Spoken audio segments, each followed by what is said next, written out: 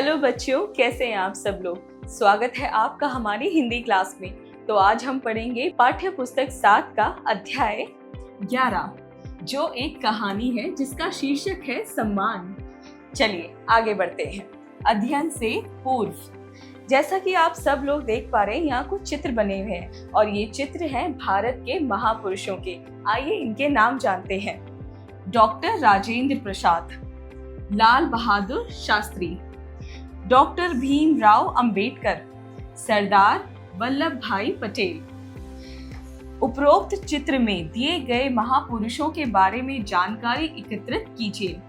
जैसा कि आप देख पा रहे हैं, इन चारों महापुरुषों के बारे में आप जो कुछ भी जानते हैं वो सारी जानकारी आपको एकत्रित करनी है। ये सब के सब हमारे भारत को स्वतंत्र कराने में इन सब का बहुत ही योगदान रहा है। तो आपको इसी तरह की जानकारी एकत्रित करनी है।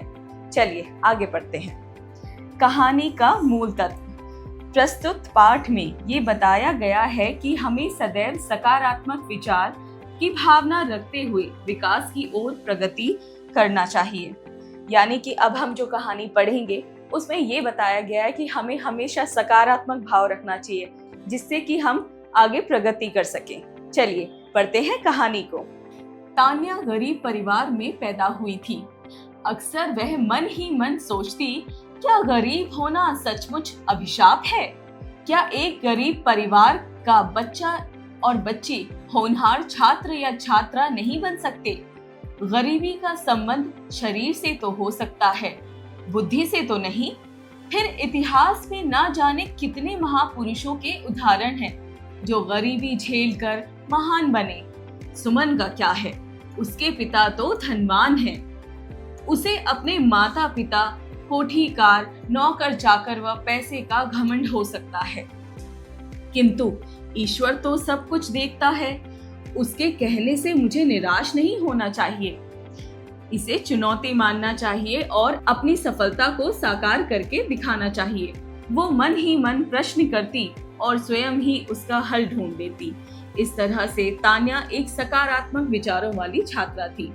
जैसा कि हम इस चित्र में देख पा रहे हैं, एक लड़की है जो है तान्या। वो मन ही मन ऐसा सोचती थी, क्या गरीब होना अभिशाप है?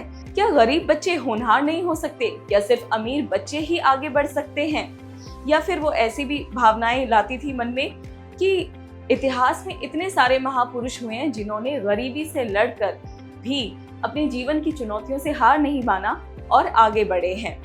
और इसी तरीके के सकारात्मक भाव उसके दिमाग में आते थे, उसके मन में आते थे। वो खुद से ही सवाल पूछती और खुद ही उनका जवाब देती, और इसी तरीके से वो एक सकारात्मक विचारों वाली छात्रा थी। तान्या एक गरीब किसान की पुत्री है जिनका देहांत हो चुका है, जो अब गांव के एक पुराने से घर में माँ के साथ रहती है। तान्या की माँ गरीब जरूर है, किंतु विचारों की धनी है। वो तान्या को खूब पढ़ाना चाहती है। वो उसे पढ़ा लिखा कर उसके पिता का नाम ऊंचा करना चाहती है। इसलिए वो हमेशा तान्या को साहसपूर्ण और प्रेरणादायक कहानियां एवं वीरों की गाथाएं सुनाती हैं। कभी कभी तो तान्या कहानी सुनते सुनते इतनी रोमांचित हो उठती है कि उसी पात्र का अभिनय करने लगती है। यानी जो तान्या की माँ है वो भी बहुत ही ज्ञान की धनी है। वो अपनी बेटी को हमेशा ऐसे महापुरुषों की कहानियां सुनाती है जिन्होंने अपनी जिंदगी की गरीबी और चुनौतियों से हार नहीं माना और आगे बढ़े, और वो चाहती है कि तान्या आगे बढ़कर उनका नाम रोशन करे। तान्या का विद्यालय गांव से दूर एक कस्बे में है। तान्या गांव से विद्यालय तक का सफर पैदल ही तय किया करती। तान्या उम्र में तो बहुत छोटी है, परंतु अक्ल के मामले में वो बड़े बड़ों के कान काट लेती है। तान्या व्यक्तिगत गुणों के आधार पर कक्षा के अन्य बच्चों से विशिष्ट थी। यानी तान्या उम्र में तो बहुत छोटी थी, लेकिन उसकी बुद्धि बहुत तेज थी, जिसकी वजह से वो लोगों के कान खा लेती थी। यानी कि लोगों से अक्सर सवाल पूछना, अक्सर नई चीजों के बारे में जानना, इस तरीके के विचार तान्या के थे। जब फसल पकती थी तो तान्या नए अनाज की विभिन्न प्रकार की चीजें बना कर लाती। तान्या का स्वभाव न केवल साधारण था, अपितु वो पढ़ाई में भी सबसे अव्वल रहती थी। वो विद्यालय की समस्त गतिविधियों में बहुत बढ़ चढ़कर हिस्सा लेती थी तथा हमेशा प्रथम आती थी। सभी लड़कियों को आश्चर्य होता था कि एक पैदल चलने वाली लड़की कैसे सब कार्यों में उनसे आगे निकल जाती है। संयोग से इस बार तान्या को प्रदेश स्तर पर होने वाली वार्षिक समारोह के लिए चुना गया। समारोह की अध्यक्षता प्रदेश के राज्यपाल को करनी है, इसलिए विद्यालय को महीनों पहले ही सजाना शुरू कर दिया गया। समारोह में मात्र 4 दिन शेष रह गए। तान्या ने समारोह में चलने के लिए अपनी माँ को भी तैयार कर लिया था। तान्या जो है स्कूल में होने वाली सारी एक्टिविटीज में पार्टिसिपेट करती थी, सब में भाग लेती थी और सब यही सोचते थी कि ये गरीब पैदल चलने वाली लड़की इतनी ज्यादा टैलेंटेड कैसे है कि वो हर चीज कर लेती है। अगर कोई भी फसल होती, नई फसल बनती तो वो उसका भी कुछ ना कुछ भोजन बना के स्कूल में ले जाती थी। एक दिन की बात है जब तान्या चारा लाने के लिए खेतों पर गई हुई और उसकी माँ घर में खाना बना रही थी। जैसे ही वो चारा लेकर वापस आई तो अपने दरवाजे पर खड़ी हुई लोगों को देखकर चकित हो गई। गांव के सभी प्रतिष्ठित लोग दरवाजे पर खड़े थे। उनके सामने माँ भी खड़ी थी। वे आपस में कुछ बातचीत कर रहे थे। यानी कि एक दिन जब तान्या खेतों में चारा लेके जा रखी थी तो उसकी माँ घर पे खाना बना रही थी। ये अचानक उन्होंने देखा कि उनके घर के दरवाजे के बाहर काफी बड़े लोग आके खड़े हो रखे हैं, काफी प्रतिष्ठित लोग खड़े हैं। तो तान्या की माँ भी जाके देखने लग गई। तान्या ने नम्रता पूर्वक सभी को प्रणाम किया। उसका चेहरा पसीने से सराबोर हो रहा था। इससे पहले कि तान्या की माँ उनके बारे में उसे कुछ बताती, उनमें से एक आदमी बोला, बेटी, मैं इस जिले का डीएम हूँ। हमें तुम्हारे जैसी होनहार छात्रा पर गर्व है। तुमने कला, संगीत व पढ़ाई में पूरे प्रदेश में सर्वोच्च स्थान प्राप्त किया है। तुमने अपने परिवार, अपने गांव तथा अपने विद्यालय का ही नहीं बल्कि अपने पूरे प्रदेश का गौरव बढ़ाया है। परसों प्रदेश के राज्यपाल तुम्हारे व तुम्हारी पूज्य माता जी का सम्मान करेंगे। ये लो आमंत्रण पत्र। तान्या जब घर आई तो उसने देखा कि उसके घर पे कुछ प्रतिष्ठित लोग खड़े हैं और वे उस जिले के डीएम हैं। उस जिले के डीएम तान्या के घर आए और उसे आमंत्रण पत्र देने आए थे, क्योंकि तान्या ने पढ़ाई में, कला में और संगीत में सबसे सर्वोच्च स्थान प्राप्त किया है और अपने विद्यालय और गांव का नाम रोशन किया है। तान्या को आमंत्रण पत्र देकर उन सभी ने उसको शाबाशी दी। उसने सभी को प्रणाम किया। इस दृश्य को देखकर माँ की आंख भर आई। जब तान्या को आमंत्रण पत्र मिला तो सभी बहुत खुश हुए और ये देखकर उसकी माँ की आंखों में आंसू आ गए। उन्होंने तान्या को बाहों में भर लिया। अंततः ऐसा दिन आ ही गया जिसका सभी को इंतजार था। राज्यपाल ने तान्या को पुरस्कार देते हुए कहा, मैं तान्या जैसी मेहनती व होनहार छात्रा को देखकर गर्व महसूस कर रहा हूँ। देश के सभी छात्र छात्राओं को तान्या के जीवन से सबक लेना चाहिए। इससे बड़ा सम्मान इसकी माँ को दिया जाता है, जिन्होंने इसके अंतर मन में अपनी प्रेरणा का दिया जलाए रखा। फिर तालियों की गड़गड़ाहट से आसपास का वातावरण गूंज उठा। यानी कि जिस समारोह में तान्या को आमंत्रित किया गया था, वहां पे राज्यपाल ने तान्या को पुरस्कार दिया और उसकी प्रशंसा की। और ये सब कुछ देखकर तान्या की माँ की आंखों में आंसू भी आए और उन सब ने मिलके तान्या को बाहों में भर लिया, क्योंकि आखिरकार वो दिन आ ही गया जिसका सबको इंतजार था। और तान्या की माँ को भी सम्मान दिया गया, जिन्होंने गरीबी और इतनी सारी मुश्किलों के बावजूद तान्या को अच्छे और सकारात्मक विचार दिए, जिससे वह काबिल इंसान बन पाए और आगे बढ़ पाए। चलिए बच्चों, जो कविता हमने की है अब उसके करते हैं कुछ शब्दार्थ। जैसे कि दीवाना यानी पागल, मस्त, अपनी धुन में खोया रहने वाला। स्वच्छंद, आजाद, स्वतंत्र। हस्ती यानी हैसियत। आबाद यानी कभी नष्ट ना हो। उल्लास, खुशी, हर्ष, उमंग। स्वयं यानी खुद, छक्कर यानी मन भरना, तृप्त होना। चलिए बढ़ते हैं आगे। उच्चारण करें, यानी इन शब्दों का हम सही उच्चारण सीखेंगे। मस्ती, आलम, भिकमंगों, स्वच्छंद, असफलता, स्वयं, बंधन, पराया। चलिए अब करते हैं हम अभ्यास कार्य। जरा बताइए, यानी स्पीकिंग स्किल्स। इस प्रश्न में हमें बोल के उत्तर देने हैं। प्रश्न 1, दिए गए प्रश्नों के उत्तर बताइए। क, स्वच्छंदता किसे कहा जाता है? तो बच्चों, स्वच्छंदता आजादी से जीने को कहा जाता है। ख, अभावों में खुश रहने वाले को क्या कहते हैं? तो बच्चों, अभावों में खुश रहने वाले को दीवाना कहते हैं। ग, सुख दुख के घूंट को कवि कैसे पी रहा है? तो दोस्तों, सुख दुख के घूंट को कवि छक कर पी रहा है। घ, कवि के द्वारा दुनिया को किस प्रकार प्रदर्शित किया गया है? कवि के द्वारा दुनिया को बंधन मुक्त प्रदर्शित किया गया है।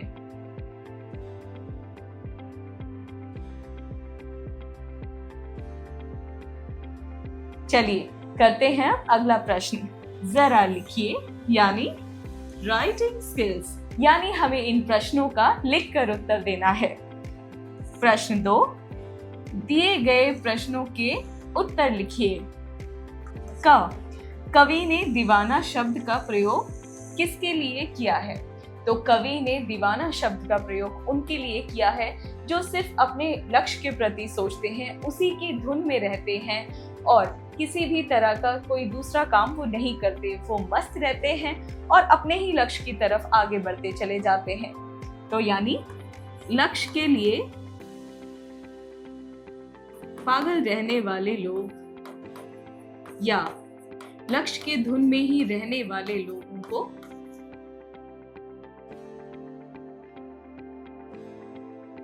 दीवाना कहा गया है।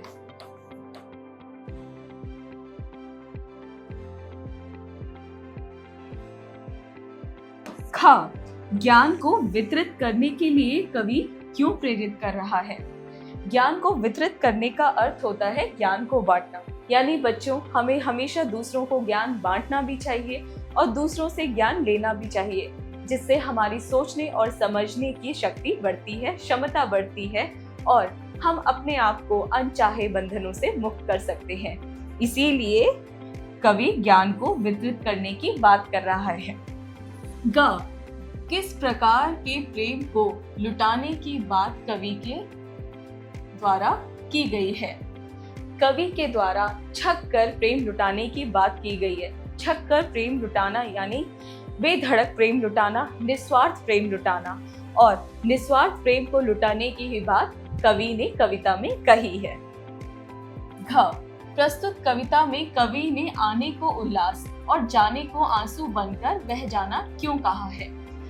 कवि ने आने को उल्लास और जाने को आंसू बहकर बह जाना इसलिए बताया गया है क्योंकि बच्चों, जब हम पैदा होते हैं तो हमारे आसपास के लोग जितने भी होते हैं वो बहुत खुश होते हैं, बहुत उत्साहित होते हैं। लेकिन वहीं जिस दिन एक इंसान की मृत्यु हो जाती है, उस दिन उसके आसपास के लोग सब दुखी होते हैं, सब रोते हैं और उनके अंदर एक पीड़ा होती है। इसीलिए कवि आने को उल्लास और जाने को आंसू बनकर बह जाना कहते हैं। चलिए करते हैं अगला प्रश्न। प्रश्न 3, दी गई पंक्तियों को पूरा कीजिए। चलिए, यानी कि इन पंक्तियों को हमें पूरा करना है कविता से देख के, तो हम करते हैं। क, हम दीवानों की क्या हस्ती। तो इसकी अगली लाइन होगी, हम दीवानों की क्या हस्ती, आज यहाँ कल वहां चले। मस्ती का आलम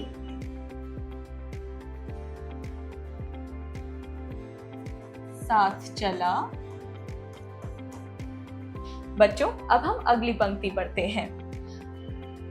हम धूल उड़ाते जहां चले आए,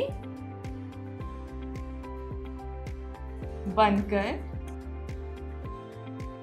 उल्लास अभी।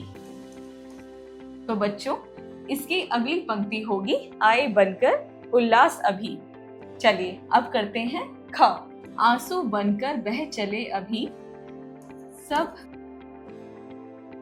कहते ही रह गए अरे। अब इस पंक्ति की आगे की पंक्तियां बोलेंगे। तुम कैसे आए कहां चले। कविता में अगर आप देखेंगे इस पंक्ति के आगे कोई और पंक्ति नहीं है। तो चलते हैं अगली पंक्ति की ओर, यानी ग। किस ओर चले ये मत पूछो, चलना है बस इसलिए चले।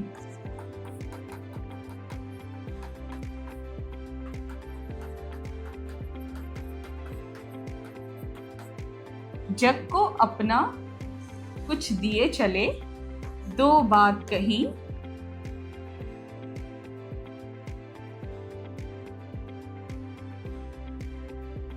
दो बात सुनी। अब करते हैं अगली पंक्ति घ। आबाद रहें रुकने वाले, हम स्वयं बंधे और स्वयं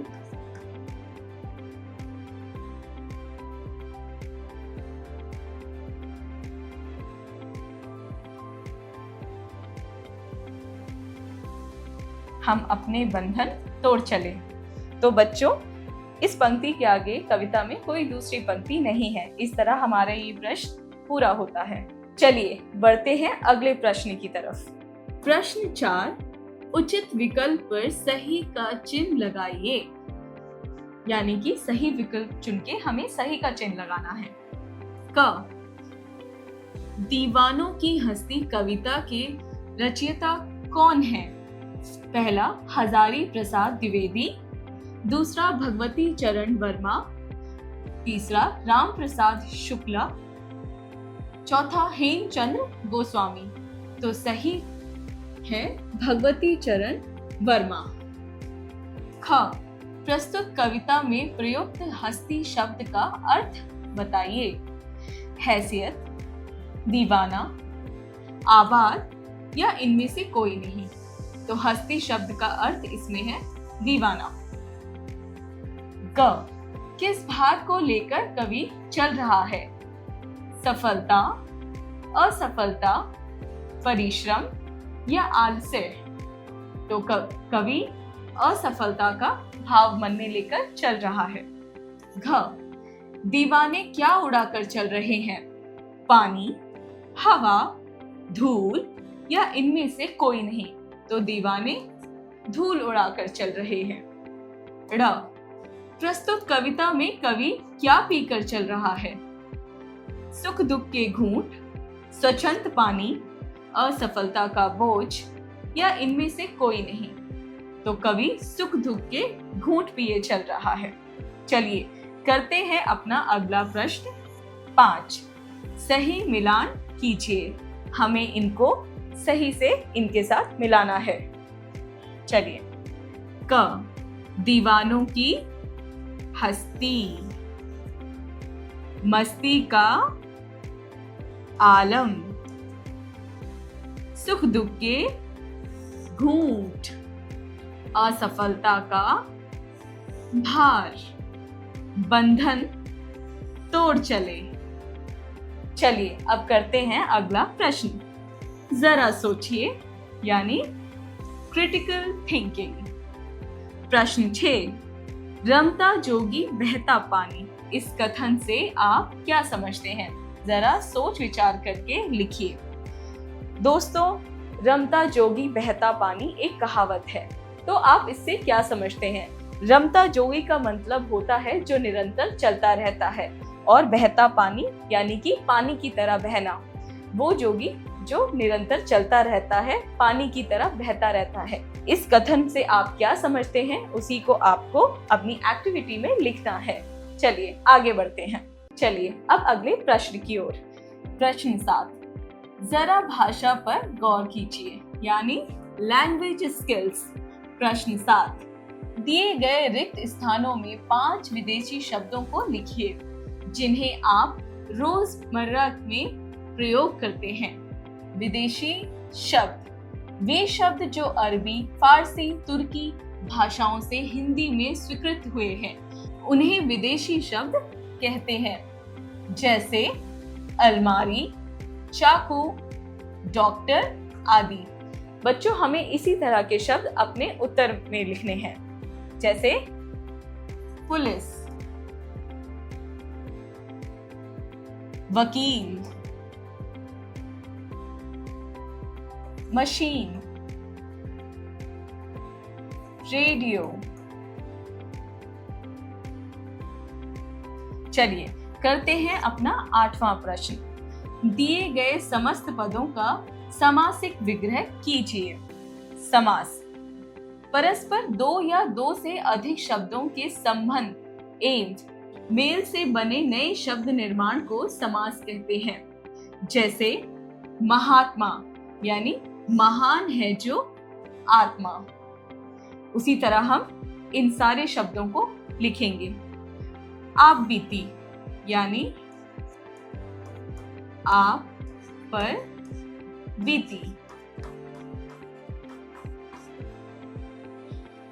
मृगनयनी यानी मृग के समान नयन, यानी विश्व सुंदरी। यथा संभव यानी यथा अनुसार संभव।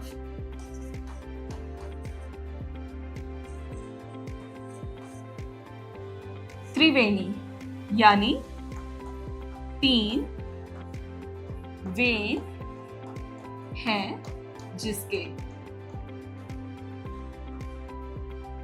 पंजाब यानी 5 आबों का स्थान। चलिए अब करते हैं अपना 9वां प्रश्न। दिए गए शब्दों के 3 पर्यायवाची शब्द लिखिए।